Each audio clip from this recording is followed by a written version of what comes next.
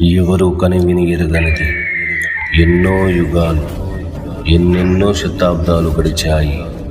కానీ ఎవరికీ అంతు చిక్కని రహస్యం ఇది.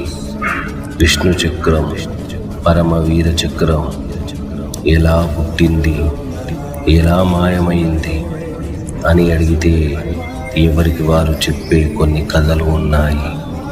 నిజానికి దాని గురించి పూర్తి వివరణ ఎవ్వరికీ తెలియదు. అలాంటి శక్తి అది.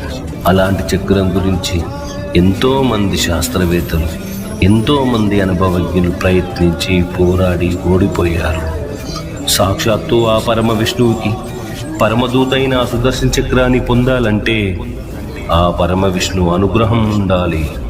అలాంటి అనుగ్రహం ఎవరు పొందుతారో చివరికి ఆ సుదర్శన చక్రాన్ని వారే సాధిస్తారు. కానీ ఇంకా కొంతమంది మూర్ఖులు ఆ సుదర్శన చక్రాన్ని పొందడానికి ప్రయత్నాలు చేస్తూనే ఉన్నారు. కానీ నా తమ్ముని బ్రతికించుకోవడానికి ఆ దేవునితోనైనా పోరాడి తీసుకొస్తా.